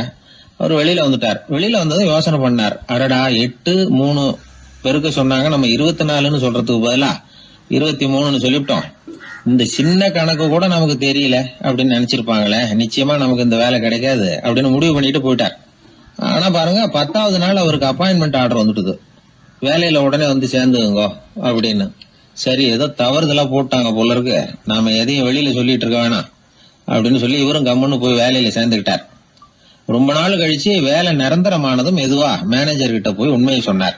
சார், அன்னைக்கு நேர்காணல்ல இன்டர்வியூல 8 3 இத பெருக்குனா என்ன விடை அப்படின்னு கேள்வி கேட்டீங்க. நான் தவறுதலா 23ன்னு சொல்லிவிட்டேன். நீங்களும் தவறுதலா எனக்கே அப்பாயின்மெண்ட் ஆர்டர் அனுப்பி வச்சுட்டீங்க அப்படின்னார். இப்ப மேனேஜர் சொன்னார், அப்படி இல்லப்பா, அன்னைக்கு வந்து நேர்காணலுக்கு வந்த அத்தனை பேருகிட்டையும் இதே கேள்வியை கேட்டோம்.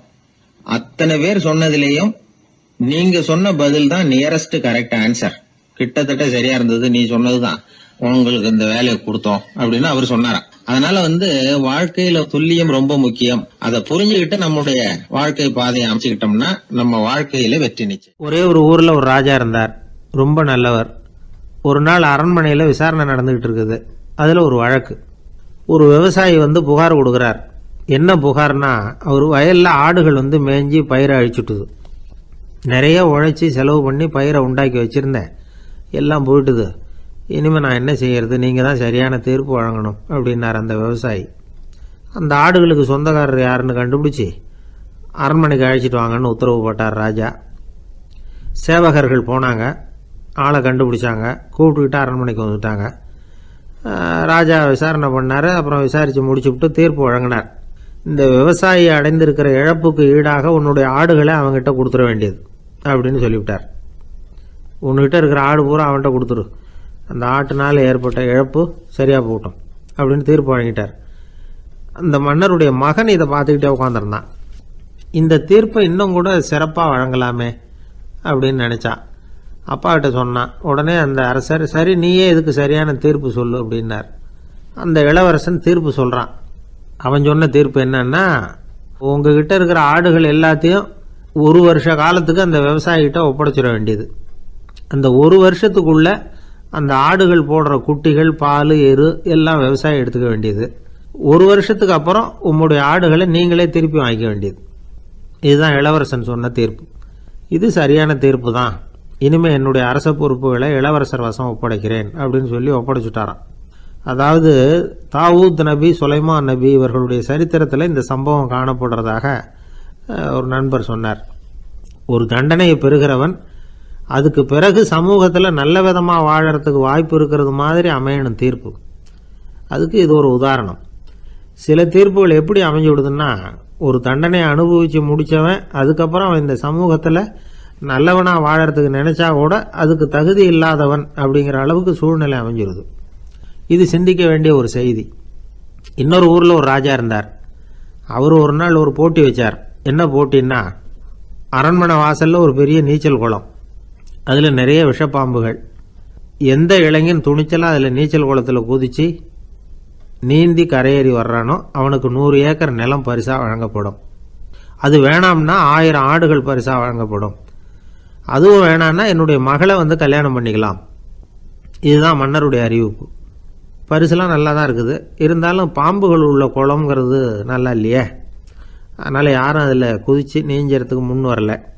இருந்தாலும் திடீர்னு ஒரு இளைஞன் அந்த நீச்சல் குளத்தில் குதிச்சான், நீந்தனா ஒரு வழியாக கரையேறி வந்துட்டான். மன்னருக்கு ரொம்ப மகிழ்ச்சி. நீ தான் தைரியமான இளைஞன், வா இப்படின்னு கூப்பிட்டார். கிட்ட வந்தான். அந்த இளைஞன் தண்ணீர் சொட்ட சொட்ட வந்து நிற்கிறான். சரி, உனக்கு 100 ஏக்கர் நிலம் வேணுமான்னு கேட்குறார். வேண்டாங்கிறான். சரி, அப்படின்னா 1000 ஆடுகள் வேணுமான்னு கேட்குறார். அதுவும் வேணாங்கிறான். ஓ, அப்படின்னா என் பொண்ணை கல்யாணம் பண்ணிக்கிறியா அப்படின்னு கேட்குறாரு. அதுவும் வேணாங்கிறான். ராஜாவுக்கு ஒன்றும் புரியல. அப்படின்னா உனக்கு என்ன தான் வேணும் அப்படிங்கிறார். என்னை பிடிச்சி இந்த குளத்தில் தள்ளி விட்டவன் யாருங்கிறது எனக்கு தெரியணும் அப்படின்னா. வெளிநாட்டுக்கு போகணும்னு ஆசை, ஆனால் அவனுக்கு எந்த மொழியும் தெரியாது. இருந்தாலும் சமாளிச்சுக்கலாம்னு முடிவு பண்ணிட்டு கிளம்பிட்டான். ஏதோ ஒரு தேசத்துக்கு போய் சேர்ந்தான். அங்கே அவனுக்கு யாரையும் தெரியாது. அவங்க என்ன மொழியில் பேசிக்கிறாங்க அப்படிங்கிறது கூட புரியல. என்ன பண்ணுறதுன்னு யோசனை பண்ணிட்டு ஒரு இடத்துல நின்றுக்கிட்டு இருக்கிறான். எதிர ஒரு பெரிய கட்டடம், நிறைய பேர் உள்ளே போயிட்டு இருக்கிறாங்க. இவனும் அவங்க பின்னாடியே உள்ளே போனான். ஒரு பெரிய அறை, அலங்காரம்லாம் பண்ணி வச்சிருக்கிறாங்க. நிறைய பேர் சாப்பிட்றதுக்காக உட்காந்துருக்குறாங்க. இவனுக்கு நல்ல பசி, அதனால் இவனும் உட்காந்தான். சாப்பாடு போட்டாங்க, சாப்பிட்டான். அன்பான உபசரிப்பு. இவன் மனசுக்குள்ளே நினச்சிக்கிட்டான், இது ஏதோ அரசருடைய அரண்மனை மாதிரி தெரியுது, இன்னைக்கு ஏதோ விருந்து நடக்குது, நல்ல வேளை நம்ம பசியும் தீர்ந்தது அப்படின்னு நினச்சிக்கிட்டே நிமிர்ந்து பார்க்குறான். சாப்பாடு பரிமாறினவன் எதிரில் ரொம்ப பணிவோட முதுகை வளைச்சி வணக்கம் தெரிவித்தான். இவனும் எழுந்திரிச்சு நின்று முதுகை வளைச்சி வணக்கம் தெரிவித்தான். ரொம்ப நன்றின்னா.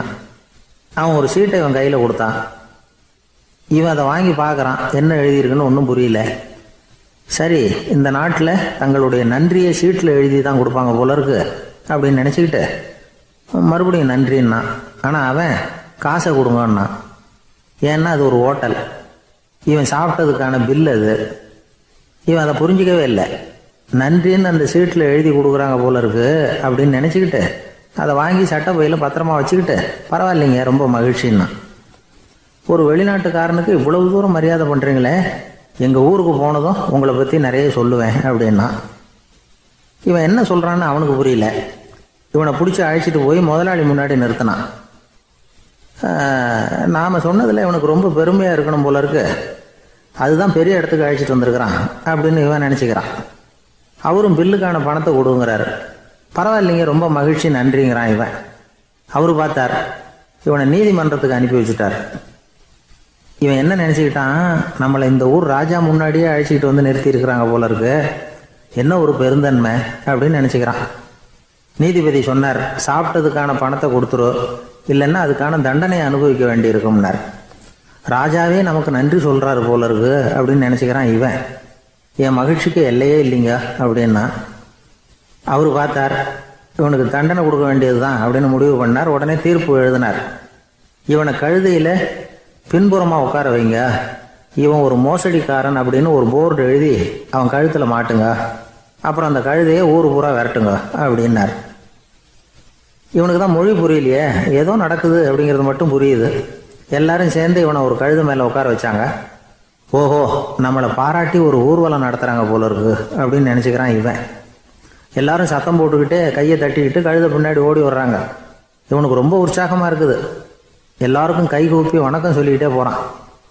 கூட்டத்தில் திடீர்னு ஒரு தெரிஞ்ச முகம் தெரியுது. அவனுடைய தேசத்தை சேர்ந்த ஒரு ஆள் அவன். அவனை பார்த்ததும் இவனுக்கு ரொம்ப உற்சாகம். நம்ம ஊருக்கு போனதும் இங்கே நமக்கு கிடைச்ச மரியாதையெல்லாம் உண்மைதான்னு சொல்கிறதுக்கு ஒரு சாட்சியும் கிடைச்சிட்டுது அப்படின்னு நினச்சிக்கிறான். அவனை பார்த்து கத்தனான், நல்லா பார்த்துக்க, இந்த ஊர் மக்கள் எனக்கு எப்படிப்பட்ட வரவேற்பு கொடுக்குறாங்கங்கிறத நல்லா கவனிச்சுக்கோ அப்படிங்கிறான். அவனுக்கு அவமானமாக போட்டுது. தலையை குனிஞ்சுக்கிட்டே நழுவி போயிட்டான். இவன் பார்த்தான், அவன் தலை தெரியல. ஆகா, அவனுக்கு நம்ம மேலே பொறாமை போல இருக்கு, அதனால தான் காணாமல் போயிட்டான் அப்படின்னு நினச்சிக்கிறான். இப்படி ஒரு வேடிக்கை கதையை பெரியவங்க சொல்கிறது உண்டு. கதை வேடிக்கையாக இருந்தாலும் இதில் உள்ள கருத்து என்ன தெரியுமா? அந்த கழுதை மேலே உட்காந்துருக்கிறானே, அது மாதிரி தான் நாமளும் அகங்காரங்கிற கழுதை மேலே உட்காந்துக்கிட்டு இருக்கோமா. நாமளும் கிட்டத்தட்ட அதே மாதிரி பிரம்மையில் தான் இருக்கிறோமா. என்ன நடக்குதுங்கிறதே புரியறதில்ல. அகங்காரத்தில் பேசுகிறவனுக்கும் சித்த சுவாதீனம் இல்லாமல் பேசுகிறவனுக்கும் அதிக வித்தியாசம் இருக்கிறதில்ல. அது மாதிரி ஒருத்தன் தன்னுடைய வீட்டை சுற்றி சேற்றை வாரி இறைச்சிக்கிட்டு இருந்தானா. அந்த வழியாக வந்த ஒரு பெரியவர் அதை பார்த்துருக்கார். என்னப்பா பண்ணிகிட்டு இருக்கிற அப்படின்னு கேட்டாரான். கழுதைகளை விரட்டிக்கிட்டு இருக்கிறேன் அப்படின்னானா. இங்கே கழுதைகளே காணுமே அப்படின்னாரான் அவர். அதுதான் ஏற்கனவே விரட்டி விட்டனே அப்படின்னானா இவன். ஆஃபீஸை முடிஞ்சு வீட்டுக்கு போகிற சமயத்தில் ஒருத்தர் கடைக்கு போய் ஸ்வீட் வாங்கினார். சரி, வீட்டுக்கு பிள்ளைங்களுக்கு தான் வாங்கிட்டு போகிறார் அப்படின்னு மற்றவங்க நினச்சாங்க. அவர் அப்படி செய்யல. அந்த இடத்துலையே பொட்டலத்தை பிரித்தார். திருட மாதிரி அப்படியே சுற்றி ஒரு தரம் பார்த்துக்கிட்டார். யாரும் தெரிஞ்சவங்க இல்லைங்கிறத முடிவு பண்ணிவிட்டு அவசரமாக அதை அப்படியே போட்டு முழுங்கிவிட்டு கையை தொடச்சிக்கிட்டு நல்ல பிள்ளை மாதிரி நடந்து போக ஆரம்பிச்சிட்டார். அவர் யாருன்னா, அவரோட பிரச்சனை எல்லாருக்கும் தெரியாது, சில பேருக்கு தான் தெரியும். அதாவது அவர் உடம்பில் சர்க்கரை இருக்குதுன்னு டாக்டர் சொல்லிவிட்டாராம். அதனால் வீட்டில் சர்க்கரையே இவர் கண்ணில் காட்டுறதில்ல.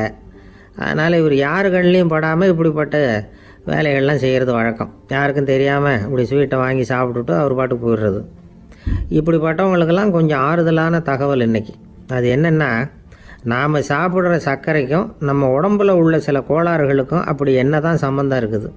இதை பற்றி சமீபத்தில் சில ஆராய்ச்சிகள்லாம் நடந்திருக்குது. ஏன்னா சர்க்கரைன்னாவே விஷம் மாதிரி அதை பார்க்குறவங்களும் சில பேர் உண்டு. சின்ன பிள்ளைங்களுக்கு வயத்தில் பூச்சி உண்டாகிறதுலேருந்து பெரியவங்களுக்கு நீரிழிவு வர்ற வரைக்கும் எல்லாத்துக்கும் சர்க்கரை தான் காரணம்னு சொல்லிகிட்டு இருக்கிறோம். ஆனால் அந்த அளவுக்கு பயப்பட வேண்டிய அவசியம் இல்லை அப்படின்னு சொல்கிறாங்க. சர்க்கரை வியாதி, இருதய நோய், பித்த நீர் பை நோய், இதெல்லாம் சில நோய்கள்லாம் நாம் சாப்பிட்ற சர்க்கரைக்கும் தொடர்பு இருக்குன்னு நினைக்கிறோம். ஆனால் அப்படி சம்பந்தம் உண்டுங்கிறதுக்கு போதுமான அளவுக்கு ஆதாரம் இல்லை அப்படிங்கிறாங்க ஆராய்ச்சியாளர்கள்.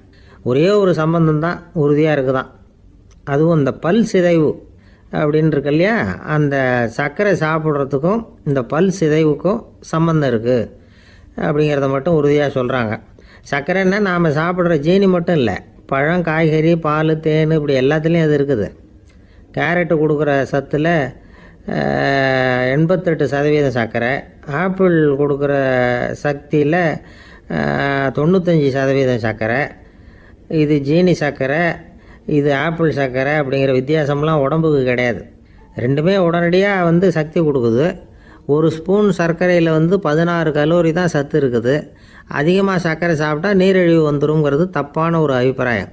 டயபெட்டிஸுங்கிறது ஒரு மெட்டபாலிக் டிசார்டர், அவ்வளவுதான். அதாவது நாம் சாப்பிட்ற சர்க்கரையை நம்ம உடம்பு திறமையாக உபயோகப்படுத்திக்க முடியல அப்படின்னு அர்த்தம். அதனால தான் அதிகமாக இனிப்பு வேணாம்னு சொல்கிறோம்.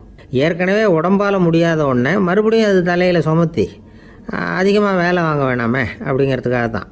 ஆகாரத்தில் அதிகமாக சர்க்கரை இருந்தால் அதனால் உடனே சர்க்கரை வியாதி வந்துடும்ங்கிறதுக்கு விஞ்ஞான ரீதியாக போதுமான ஆதாரம் இல்லை. அதனால் எப்போவாவது அதிகமாக ஸ்வீட்டு சாப்பிட்டுட்டா ஐயோ அதிகமாக சாப்பிட்டோமோ என்ன பண்ண போதோ தெரியலையே அப்படின்னு நினச்சி மனசை போட்டு குழப்பிக்க வேண்டியதில்லை. பொதுவாக எதுவுமே அதிகமாக வேண்டாம், எல்லாம் சீராக இருந்தால் போதும். நீரிழிவுங்கிறது புதுசாக வந்துட்ட ஒரு நோய் இல்லை, ரொம்ப காலமாகவே இருக்கிற ஒன்று தான். நம்ம முன்னோர்கள் இதை மதுமேகம் அப்படின்னு சொல்லுவாங்க. அதை கட்டுப்படுத்துறதுக்கு அவங்களே சில வழிமுறையை சொல்லி வச்சுருக்கிறாங்க. அது என்னென்னா வேறு ஒன்றும் இல்லை, இந்த பாவக்காய், முள்ளங்கி, அருகம்புல், அவ்வளவுதான். வெள்ளை முள்ளங்கி இருக்குல்ல, அதை வாரத்துக்கு 3 நாள் சாப்பிட்டுக்கிட்டு வாங்க. நூலுக்கோல் ரொம்ப நல்லது. இல்லைன்னா முள்ளங்கி சாறு 1 ounce சாப்பிட்டுட்டு வரலாம். ரத்தத்தில் சேர்கிற சர்க்கரை அளவை இதெல்லாம் கட்டுப்படுத்துது. சிறுநீரில் காணப்படுகிற சர்க்கரை அளவையும் சமநிலைப்படுத்துது. தினமும் ஆகாரத்தில் கோதுமை, கேழ்வரகு, வெந்தயம், கருவேப்பிலை, சோயாபீன்ஸ் எது கிடைக்குதோ சேர்த்துக்கலாம். இப்படிலாம் செஞ்சுக்கிட்டு வந்தால் அப்புறம் வீட்டுக்கு தெரியாமல் கடையில் போய் நின்றுக்கிட்டு ஸ்வீட் வாங்கி திருட்டுத்தனமாக சாப்பிட வேண்டிய அவசியமே உங்களுக்கு வராது. 2 ஆசாமிகள் கடற்கரையில் உட்காந்து சாவகாசமாக பேசிக்கிட்டு இருந்தாங்களாம். ஒருத்தர் சொன்னார், இன்னொருத்தருக்கு தெரியாமல் ஸ்வீட்டு சாப்பிட்றதே எப்பவும் இடைஞ்சல் தான் சார். நேற்றுக்கு பாருங்கள் அப்படி தான் சாப்பிட்டுக்கிட்டு இருந்தேன், வீட்டுக்காரி கண்ணில் போட்டுவிட்டுது, அதுக்கப்புறம் ஒரே ரகலையாக போச்சு அப்படின்னாரா. எனக்கு கூட அப்படி தான் சார் ஆகிட்டுது, ஒரே ரகலை அப்படின்னாரா இன்னொருத்தர். நீங்கள் சாப்பிட்டதும் உங்கள் வீட்டுக்காரங்க கண்ணில் போட்டுவிட்டுதா சார் அப்படின்னு கேட்டிருக்காரு இவர். அதுக்கு அவர் சொன்னாராம், அப்படி இல்லை சார், கடைக்காரர் கண்ணில் போட்டுவிட்டுதோ, நான் அவருக்கு தெரியாமல் அந்த ஸ்வீட்டை அவர் கடையிலேருந்து எடுத்திருந்தேன் அப்படின்னு விளக்கம் கொடுத்தாராம் இந்த ஆள். ஒரே ஒரு ஊரில் ஒரு பாதிரியார் இருந்தார். ரொம்ப நாள் சந்தோஷமாக வாழ்ந்தார். ஒரு நாள் அவர் மடத்து சமையல் அறையில் பாத்திரங்களை கழுவி துலக்கி சுத்தப்படுத்திக்கிட்டு இருந்தார். அந்த சமயத்தில் ஒரு தேவதூதன் அவர் முன்னாடி நின்னான். இவர் நிமிர்ந்து பார்த்தார். ஆண்டவர் என்னை உங்ககிட்ட அனுப்பியிருக்கிறார், பரலோகத்தில் வாசம் செய்யறதுக்கு உங்களுக்கு நேரம் வந்துட்டுது அப்படின்னு அந்த ஆள். ஆண்டவருக்கு என்னோட ஞாபகம் வந்ததுக்கு நன்றி. ஆனாலும் இப்போ இங்கே நீயே பாரு, எவ்வளவு பாண்டங்கள் பாக்கி இருக்கு, இவ்வளவையும் நான் சுத்தப்படுத்த வேண்டியிருக்கு. நான் நன்றி கெட்டவனாக இருக்க விரும்பலை. இந்த பணியை முடிக்கிற வரைக்கும் என்னுடைய பரலோக வாழ்வை தள்ளி வைக்க முடியுமா? நீ என்ன நினைக்கிற அப்படின்னு கேட்டார். தேவதூதன் தனக்கே உரிய விவேகத்தோட அன்போட பாதிரியாரை பார்த்தான். சரி, என்ன செய்யலாம்ங்கிறத அப்புறம் சொல்கிறேன் அப்படின்னு சொல்லிவிட்டு புறப்பட்டு போயிட்டான். ஒரு நாள் அந்த பாதிரியார் தோட்டத்தில் உள்ள களைகளை எல்லாம் ஒரு களை கொத்தியால் கொத்தி களை எடுத்துக்கிட்டு இருக்கிறார். அந்த சமயத்தில் இந்த தேவதூதன் மறுபடியும் அவர் முன்னாடி நிற்கிறான். பாதிரியார் பார்த்தார். இதை பாரு, இந்த தோட்டம் பூராவும் எவ்வளவு களை மண்டி கிடக்கு, பரலோகம் கொஞ்ச காலம் எனக்காக பொறுத்திருக்கலாம்னு நீ நினைக்கிறியா அப்படின்னு கேட்டார். தேவதூதன் சிரிச்சுக்கிட்டே மறுபடியும் மறைஞ்சிட்டான். மறுபடியும் அவர் களை எடுக்கிறது, தானிய களஞ்சியத்துக்கு வர்ணம் பூசுறது, இப்படிப்பட்ட வேலைகளில் ஈடுபட்டிருக்கார். இன்னொரு நாள் ஒரு மருத்துவமனையில் நோயாளிகளை கவனிச்சுக்கிட்டு ரொம்ப தீவிரமாக இருக்கிறார் அந்த பாதிரியார். ஒரு நோயாளியோட தாகத்துக்கு தண்ணீர் கொடுத்துட்டு நிமிர்ந்து பார்க்குறப்போ தேவதூதன் மறுபடியும் அவர் முன்னாடி வந்து நிற்கிறான். இந்த தடவை பாதிரியார் தன்னலமற்றவராக பேரன்பை காட்டக்கூடிய வகையில் தன்னுடைய 2 கைகளையும் உயர்த்தியபடி தேவதூதனின் கவனத்தை வந்து பிணியால் வாடக்கூடிய நோயாளிகளின் பக்கம் திருப்பினாராம். தேவதூதன் ஒன்றும் சொல்லலை, மறைஞ்சிட்டான். அன்னைக்கு சாயந்தரம் பாதிரியார் வந்து மடத்தில் உள்ள தன்னுடைய அறைக்கு போய் இளைப்பாறினார். யோசிச்சு பார்த்தார். தேவதூதனையும் தேவதூதனின் விருப்பத்தையும் பல நாள் தள்ளி போட்டு வந்ததையும் அவர் ரொம்ப நினச்சி பார்த்தார். திடீர்னு தான் வந்து முதுமை அடைகிறதையும் சோர்வு அடைகிறதையும் உணர்ந்தார். ஆண்டவரை நினச்சார். ஆண்டவரே, உம்முடைய தூதனை மறுபடியும் என்கிட்ட அனுப்புனா நான் சந்திக்கிறதுக்கு ஆவலாக இருக்கேன் அப்படின்னு சொல்கிறப்பவே தேவதூதன் பக்கத்தில் வந்து நின்னான். பாதிரியார் நிமிர்ந்து பார்த்தார். நீ இப்போவே என்னை அழைச்சிக்கிட்டு போக விரும்பினா நான் பரலோகத்துக்கு வர்றதுக்கு தயாராக இருக்கேன்னார். தேவதூதன் அந்த பாதிரியாரை அன்போடவும் விவேகத்தோடவும் பார்த்து, நீங்கள் வந்து என் கூட பரலோகத்துக்கு வர்ற தயாராக இருக்கிறதா சொல்கிறீங்க, ஆனால் நீங்கள் இது வரைக்கும் வேறு எங்கே இருந்ததா நினைக்கிறீங்க அப்படின்னு நானும். அப்படின்னா இது வரைக்கும் இருந்த இடம் தான் பரலோகம் அப்படிங்கிறத உணர்த்தியிருக்கிறான். பரலோகம்னா என்னென்னு புரிஞ்சுக்கிறதுக்கு இந்த சம்பவம் நமக்கு உதவியாக இருக்குது. தொண்டு செய்கிறத விட பெரிய செயல் வேறு எதுவும் இருக்க முடியாது. அது நம்ம மனசுக்கு கொடுக்குற சுகத்தை வேறு எதுவும் கொடுக்க முடியாது. நாம் தொண்டு செய்கிற இடம் தான் அந்த புண்ணிய இடம். ஆனால் இந்த காலத்துல எல்லாம் நாம் வந்து தொண்டு செய்யணும்னு நினச்சி ஏதாவது ஆரம்பித்தா கூட அதை ஒரு மாதிரியாக சுற்றி நின்று வேடிக்கை பார்க்க ஆரம்பிச்சிடுறாங்க. ஒரு பெரியவர் அப்படித்தான் ஒரு தொண்டு செஞ்சுக்கிட்டு இருந்தார். ஒரு கோவில் கட்டிக்கிட்டு இருந்தாங்க. அதில் ஒரு இடத்துல ஒரு பலகையை வச்சு ஆணி அடிக்கிற வேலையை செஞ்சுக்கிட்டு இருந்தார் அந்த பெரியவர். ஒரு சின்ன பையன் அதை ரொம்ப ஊக்கமாக அக்கறையாக கவனிச்சுக்கிட்டு இருந்தான். பெரியவர் இதை கவனித்தார். என்னப்பா பார்க்குற, உனக்கும் இது மாதிரி தொண்டு செய்யணும்னு ஆசையாக இருக்கா அப்படின்னு கேட்டார். அதுக்கு அந்த பையன் சொல்கிறான், அப்படி இல்லைங்க, நீங்கள் ஆணி அடிக்கிறப்போ கையில் சுத்தியால் அடிச்சுக்கிட்டா எப்படி துடிப்பீங்க எப்படி கத்துவீங்கன்னு தெரிஞ்சுக்கிறதுக்காக அதை பார்க்கணும்னு ஆசை, அதுக்காக தான் காத்துக்கிட்டு இருக்கேன் அப்படின்னு நான்.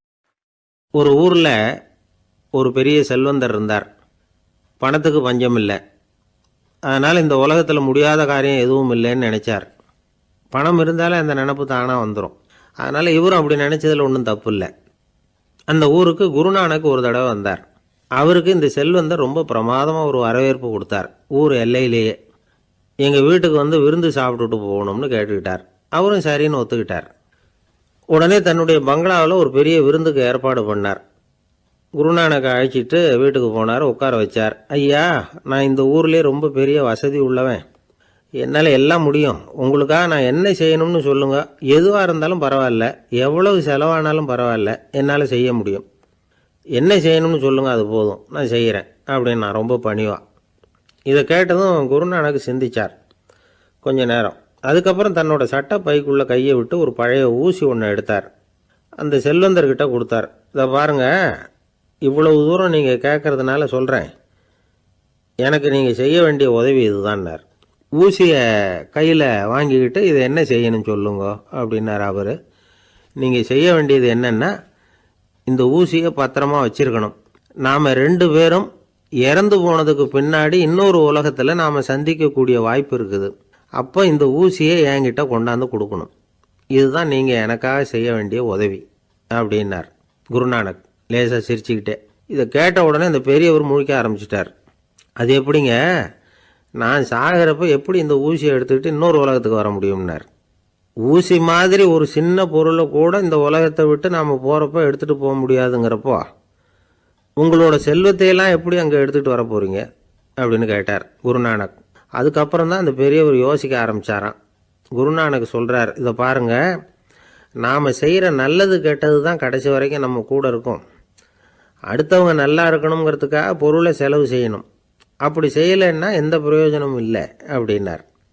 அதுக்கப்புறம் தான் அந்த செல்வந்தரின் அறிவு கண் திறந்து தான் உடனே குருநானக்கை வணங்கினார். ஐயா, என்கிட்ட இருந்த ஆணவம் போயிட்டுது. இனிமேல் என்கிட்ட இருக்கிற செல்வத்தை நல்ல வழியில் செலவழிப்பேன் அப்படின்னாராம். நம்மக்கிட்ட இருக்கிற பணம் எப்பவும் நம்ம கூடவே வந்துக்கிட்டு இருக்காதுங்கிறதுக்கு இது ஒரு உதாரணம். அதுக்காக நாம் பணம் சேர்க்கறத பற்றி கவலைப்பட வேண்டியதில்லை, பேசாமல் படுத்து தூங்கிக்கிட்டு இருந்தால் போதும் அப்படின்னு இதுக்கு அர்த்தம் பண்ணிக்கக்கூடாது. முறையான வழியில் பணம் சேர்க்கணும், அதை முறையான வழியில் செலவு பண்ணணும். அதனால் ஏற்படக்கூடிய மன நிறைவு இருக்குது பாருங்கள், அது அனுபவித்தவங்களுக்கு தான் தெரியும். சொர்க்கத்துக்கு போகிறவங்க இங்கேருந்து பணத்தை எடுத்துகிட்டு போக முடியாது. ஆனால் நம்ம செல்வத்தை இங்கே மற்றவங்களுக்கு பயன்பட செய்யுது, அதனால் ஏற்படுற புண்ணியம் இருக்குது பாருங்கள், அதை எடுத்துகிட்டு போக முடியுமா. இதுதான் ஆன்மீகவாதிகள்லாம் சொல்கிற கருத்து. ஜான் நியூட்டன் ஒருத்தர், அவர் சொன்னார், நான் எப்போவாவது சொர்க்கத்துக்கு போய் சேர்ந்தேன்னா அங்கே 3 அதிசயங்களை பார்ப்பேன்னார். என்னன்னு கேட்டாங்க. நான் யார் யார் இருக்க மாட்டாங்கன்னு நினச்சிக்கிட்டு இருந்தானோ அவங்களில் சில பேர் அங்கே இருப்பாங்க, அது ஒரு பெரிய அதிசயம்னார். சரி, அடுத்தது என்ன? 2வது அதிசயம் என்னன்னா, அங்கே இருப்பாங்கன்னு நான் எதிர்பார்த்த சில பேர் அங்கே இருக்க மாட்டாங்க.